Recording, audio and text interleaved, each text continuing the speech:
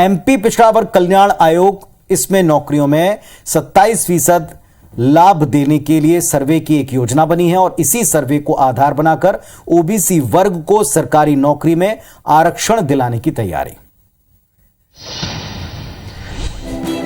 नौकरियों में 27% आरक्षण का लाभ ओबीसी को दिलाने के लिए एमपी पिछड़ा वर्ग कल्याण आयोग ने सर्वे करने की योजना बनाई। पिछड़ा वर्ग कल्याण आयोग अक्टूबर से प्रदेश में सर्वे शुरू करेगा। इसी सर्वे रिपोर्ट को आधार बनाकर ओबीसी वर्ग को सरकारी नौकरियों में आरक्षण मांगा जाएगा। सर्वे में 100 बिंदुओं की प्रश्नावली होगी, जिसके जवाब ओबीसी वर्ग के लोगों से लिए जाएंगे। सर्वे में ओबीसी वर्ग की आर्थिक स्थिति, शैक्षणिक स्थिति, सामाजिक स्तर जैसे बिंदु शामिल होंगे। इस रिसर्च सर्वे को डॉक्टर भीमराव अम्बेडकर यूनिवर्सिटी महू के सहयोग से किया जाएगा। ग्रामीण क्षेत्र में अलग अलग एरिया में भेजना, फिर उनसे पूछना, फिर वो किसी अनुसंधान विभाग में देना, ये प्रक्रिया आसान नहीं है, थोड़ी सी कठिन है। देखिए, मुझे लगता है क्या सिर्फ सर्वे करेंगे, पहले रोजगार की व्यवस्था तो करें। सरकार की नीति क्या है, पहले नियुक्तियों की तरफ सोचे तो सही। आपको बता दें कि एमपी पिछड़ा वर्ग कल्याण आयोग की पहली सर्वे रिपोर्ट के आधार पर सुप्रीम कोर्ट ने पंचायत और निकाय चुनाव ओबीसी आरक्षण के साथ कराने का आदेश दिया था। इधर सरकारी नौकरियों में ओबीसी को 27% आरक्षण के मामले में सरकार हाईकोर्ट में लगातार अपने पक्ष रख रही।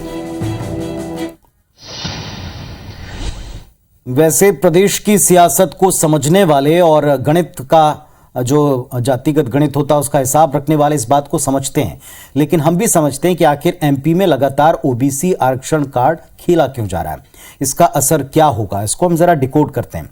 ओबीसी की सियासत भारतीय जनता पार्टी के गले की फांस बन सकती है। कांग्रेस लगातार बीजेपी पर ओबीसी वर्ग की अनदेखी के आरोप लगाती आई। आरोपों से बचने के लिए भारतीय जनता पार्टी ने ओबीसी को संगठन स्तर के ऊपर 30% आरक्षण देने की घोषणा की। अब नौकरियों में आरक्षण की बात हो रही है। बीजेपी के इन कदमों से सामान्य और अनुसूचित जाति जनजाति वर्ग नाराज हो रहा है। वर्ष 2018 में SC/ST वर्ग दूर हो जाने से बीजेपी को सत्ता से भी हाथ धोना पड़ा था, सत्ता फिसल गई थी। अगले साल फिर 23 में विधानसभा चुनाव आ रहे हैं और उससे ठीक पहले अगर इन वर्गों को ना साधा, इनमें नाराजगी रही तो जाहिर तौर पर बीजेपी की सत्ता पक्ष की मुश्किलें बढ़ सकती हैं।